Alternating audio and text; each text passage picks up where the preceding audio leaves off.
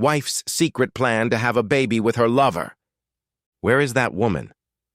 I thought she was getting the kids ready for school today. The kids are not up yet, not fed, not dressed, not ready for school, and I have to go. Emma! Where are you? There is no answer. She's not here. I go up to her bedroom and make sure the room is empty. She hasn't come home. Again. This disrespect has got to stop. So you're asking yourself, what's going on? Where is the wife?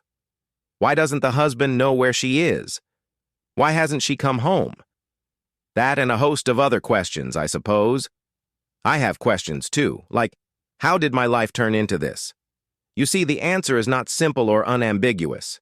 It happened over the course of about 2 years, and now my life and our marriage have turned into a bad show. And I need to fix it immediately. I need to fix it for the sake of my daughters. I have twin girls. They are 6 years old each. They're in first grade at school. They are blonde-haired cuties who are my world. The mother of these cute twin girls used to be my world. She used to be. Not so much now. She has other priorities. She has a boyfriend. She still considers herself my wife and calls this house her home. She doesn't spend much time here. Last week, she spent 2 nights here.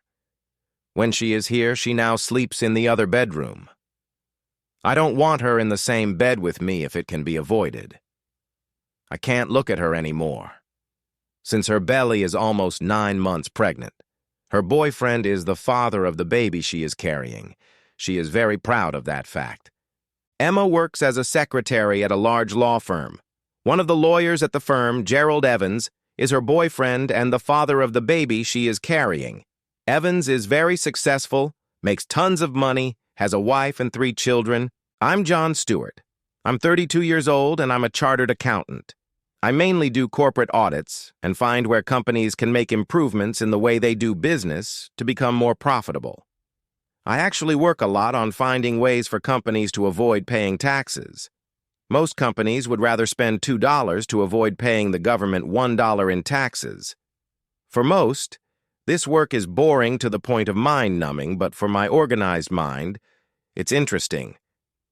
And it pays me well. Very well. I made just over $150,000 last year, and usually get a 20% bonus on top of that. Emma gets paid well, too. She works as a legal secretary and gets almost $70,000 a year. Her bonus isn't as big, but it's still pretty good. We live in a nice 3-bedroom, 3-bathroom house in the suburbs with a small in-ground pool in the backyard. The mortgage is reasonable and will be paid off in about 6 years. I drive a Subaru Outback station wagon, and Emma has a VW Passat that I bought for her used 3 years ago. We live, or have lived, the good life. That was the case about 2 years ago. Now, well, how do I describe our life? My life is different. My wife isn't really my wife anymore. In her spare time, she spends most of her time at the apartment her lover owns. She started seeing Evans about 2 years ago. First, it was extra hours at work when she got home late at night. Then it was evening work. Then it was weekend work. Then, traveling to meetings with clients. Then it became obvious. Then she just left and told me not to expect her. Then she started spending nights out. I'd known she was having an affair with Evans for a long time. She wasn't very good at hiding it. I went to a divorce lawyer for advice. The advice I got wasn't really advice. It was more of a warning that the courts would just screw me over, that Emma would likely get custody of the girls, and because of that, the house. I'd be paying a lot of money to support everyone for years to come, and Emma could cheat on me all she wanted. I was a simpleton, a chump. She has sex with her lover, and I pay for it. How is that fair? The courts don't care about fairness. They follow the law that mandates a 50-50 split unless there are no children, in which case most of all family assets go to the custodial parent. The fact that it was the custodial parent who caused the breakup of the marriage is of no consequence whatsoever. Judges want to see cases get mopped up and move on to the next boring case. So I asked my attorney, how do I come out of this case a winner? Nothing good seemed to come out of it. You could only come out slightly burnt. A little burnt, so to speak. Damn. She made it clear that the best plan was to do nothing and pretend that my loving wife was a loving wife. Yeah, well, like I was going to do that. When I walked out of the lawyer's office, I was a bit numb. What was I going to do? So I went back to work and sat in my office for the rest of the day in a daze. In the evening, I returned home where I was greeted by Emma, who was cooking dinner as if everything in her world was just fine. Like she was the same old loving mother and wife. I was greeted on the doorstep by a kiss on the lips and the smell of food in the kitchen. The girls were working on a puzzle on the dining room table. Emma poured me a glass of wine and held it out to me. What a load of crap. This must be a communist conspiracy on her part. Of course it is. After dinner, when the girls had gone to bed, she said, "Darling, we need to talk." The conversation seemed to be to tell me that she was pregnant by her lover, Evans. She was in love with him and was going to have a baby with him. "Are you leaving me?" I asked, hopefully but cautiously. "Of course not, honey. I'm your wife. I love you very much. We have a family, and now it's going to get even bigger." I was really hoping this cheating woman would move out and go live with her lover-boyfriend. "And what do you propose to do with this child?" "Well, the same way we did when I was pregnant with the girls, of course." The expression on her face told me that my question struck her as odd. I was still very puzzled. So let me get this straight. You are pregnant by another man, plan to have a child with him, and assume that this child will happily become part of our family. Am I understanding this correctly?" "Of course you do, dear. Why wouldn't that child be part of our family?" How stupid did this woman think I was? Obviously, she assumed that I would just cave in and accept this child as my own, but that wasn't going to happen. No way. "Jeepers. I think this may have something to do with your long-running affair with your lover Evans. It might have something to do with the fact that you're never here with your family. It might have something to do with the fact that you spend 3 nights a week and most weekends with your lover. Maybe it has to do with the fact that you've barely paid attention to your daughters for the last year while you've spent your nights having sex with Evans. Maybe it has something to do with the fact that you and I haven't had a proper marriage in almost 2 years. At this point, I was already screaming, and my face was red. "Honey, calm down.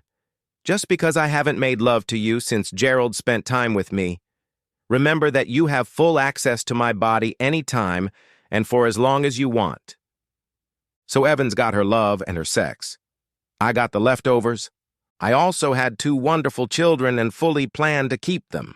So for the next 7 months, Emma spent most of her time at Evans' apartment. Every once in a while, she would come home, and that's when I would get back at her as best I could. Emma wanted me to go with her to her prenatal checkups. I refused. Gerald Evans was a father. He could go with her. Somehow, in her messed up mind, Emma had decided that I would capitulate and raise this child as my own, so I should just go along with her plan and do my fatherly duty. Things got really bad when Emma forgot her daughter's birthday. In her sex-crazed mind, she forgot about everything I thought was important to her as a mother. I tried to remind her of the girl's birthday and even get her to help with the party, but all to no avail. Emma's lack of care and attention to her family was the deciding factor that made my body ache. I wanted to get rid of this fool, and as soon as possible. The parents of the kids at the birthday party were quietly wondering where Emma was, and I got a few questions from a couple of the other mothers. They made it unequivocally clear that it was highly unusual for a mother to miss her daughter's birthday unless there was some major event going on. I bit my tongue and came up with a lame excuse for her. Emma had a baby. I only went to the hospital with her that day because her water broke while she was here at the house. The staff in the maternity ward were very surprised when the baby came out, and I could see the look on their faces as they laid the baby down, washed and wrapped him. The doctor looked at me with somewhat widened eyes, and the 2 nurses cast fearful glances in Emma's direction. It seems that the doctor and the nurses found it amusing that 2 very white parents had a biracial baby. You see, the baby's father, Gerald Evans, is Hispanic.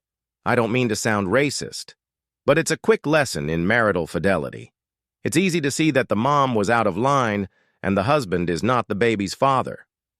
So there you go. As soon as Emma and her baby were moved to a hospital room, I left. I needed to get home and see my girls and tell them that they had a half-brother. The hardest part was telling them that I wasn't their brother's father. And did it really matter to them?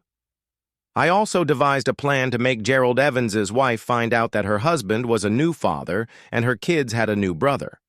It's going to be fun. Before leaving the hospital, I filled out the information for the baby's birth certificate. I listed Emma as the mother and Gerald Evans as the father. The nurse took the form from me and looked it over. She thanked me, and as I was leaving, she called after me, "Mr. Evans, Mr. Evans!" I stopped and turned to her. "I'm sorry, I'm not Mr. Evans. My name is John Stewart. If you want information about Mr. Evans, see Emma." I turned and walked away. The look on her face was priceless. Back home, I called Evans and told him the happy news. He had become a father. I also asked him where he wanted me to deliver Emma's clothes and other belongings.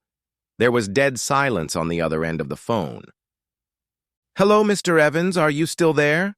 Emma is at General Hospital in the maternity ward, room 412, and I'm sure you can't wait to see your new son."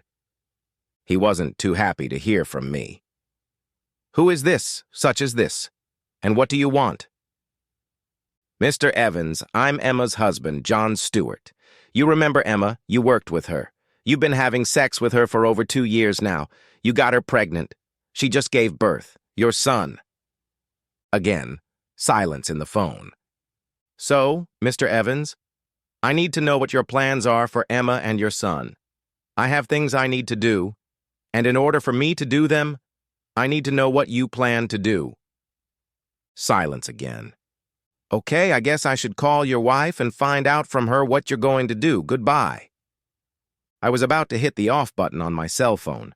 In response, I heard a shout, Wait, just wait." "Mr. Evans, what am I waiting for?" "Obviously, you know I have a family. I'm not going to leave my wife and kids for Emma and the baby."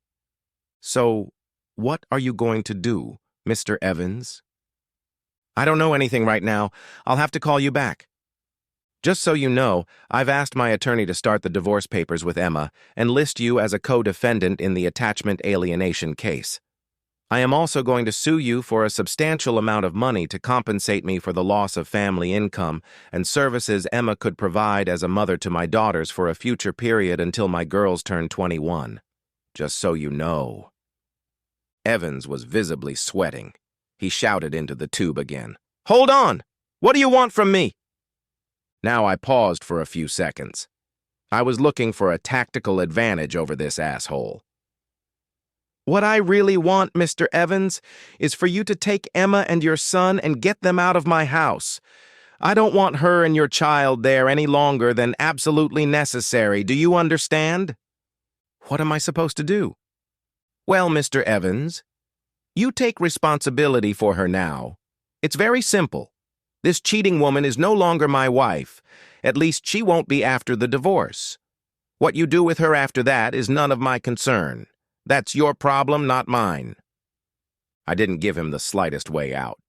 "Just get your cheating girlfriend and your child out of my house and out of my life." I hung up. 10 minutes later, Evans called back. I left the phone on voicemail. 2 days later, a cab pulled up to the house and Emma stepped out of it, carrying her new son in her arms. She was mad at me for not coming to the hospital to pick her up. "John, where the hell have you been? I had to take a cab home with our son. Why didn't you come to the hospital for us?" I stood right in front of the door to the house and made no move to take the baby from her or anything. If she wants this baby, let her and her lover take care of it themselves. It's not my child. My daughters were in school, and when they came home, they would happily greet their stepbrother. They would have lots of questions as to why his skin was so dark while theirs was white and fair. It would be hilarious. "Honey, please take the baby for me." Emma said it as if she expected me to be a caring father to her, just like I was with my daughters. "Number you Need to call your lover, Gerald Evans, to come and do it for you. In fact, I think you should move in with him. Let me start packing for you." I turned and walked away. I went to the garage, grabbed a large suitcase, dragged it inside, and walked up the stairs. Emma didn't have time to see what I was doing as she was busy with her baby. About an hour later, I came down the stairs, parked the packed suitcase by the door, and announced, "That's it, it's ready to go as soon as you get here." Emma tried her best to ignore me and the suitcase. I wasn't about to give up. "Where should I send the rest of your stuff, Emma?" "What are you talking about, John? And why is that suitcase standing by the front door?" "I'm talking about you. I'm talking about how you made the decision to get your lover pregnant. I'm talking about you and how you stopped being my wife. I'm talking about divorce. I'm talking about getting your body out of this house right now. That's what I'm talking about. Get out and take your baby with you," I yelled at her. "I'm not going anywhere. I am your wife, and you are my husband. This baby is ours. I'm not leaving this house." This was going to be harder than I thought. It's time to bring out the big guns. In this case, they're small guns, but powerful ones nonetheless. Right on schedule, the school bus dropped my daughters off at the curb. I took their hands, and as we walked toward the house, I told them that Mommy had a surprise for them. They knew she was having a baby and were very excited. The girls were thrilled and ran into the house to see their half-brother. They marveled at his facial features and especially his skin color. "Mommy, why is he so dark? You, Daddy, and we are all very light-colored." Emma was evasive, and I cut into the conversation. "Girls, Mommy has a boyfriend besides me who is daddy to your stepbrother." The girls wrinkled their noses, trying to figure out what this was about. I continued. "Mommy likes her boyfriend so much that she wants to have a baby with him. Her boyfriend is a Hispanic man she works with. That's why this baby has dark skin." I let that sink in for a minute. The mom and her baby can go live with her boyfriend. They both looked at me. "Are we going to live with her boyfriend too, Daddy?" "No, girls. You'll both live here with me. We won't be moving." They were both visibly relieved to hear this. They had gotten used to the fact that their mother wouldn't be around much. For the past 2 years, I had been practically a single father to them. It took a few days to convince Emma and her lover that it was in their mutual interest that Emma and her child go to live in the love nest she usually occupied with Evans. Convincing, I told Evans that he had 2 hours to get her out, or my next call and visit would be to Mrs. Evans. That seemed to push the matter. Emma reluctantly packed some things in addition to the suitcase I had stuffed with her junk and went with the baby to the apartment she shared with Evans. The whole time she was packing her stuff, she tried to remind me that she loved me and planned for us to grow old together and raise a family. Somehow, in the dark depths of her brain, she didn't realize that I wasn't going to raise another man's child, at least voluntarily. Besides, I had plans of my own. For the past few months, while Emma had been sharing a bed with Gerald Evans, I had been busy trying to get my life together. I knew my marriage was over.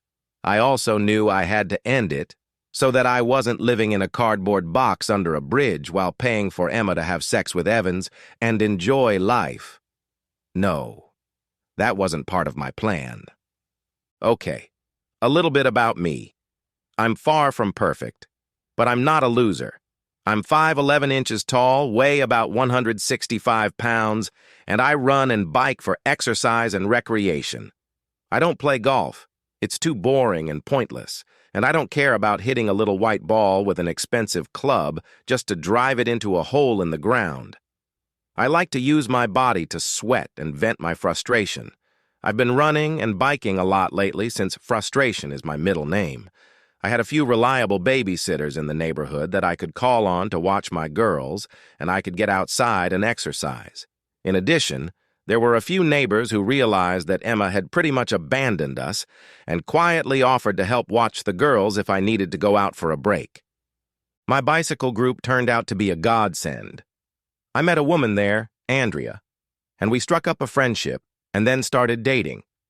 At first, she was wary of interfering with the situation between Emma and me.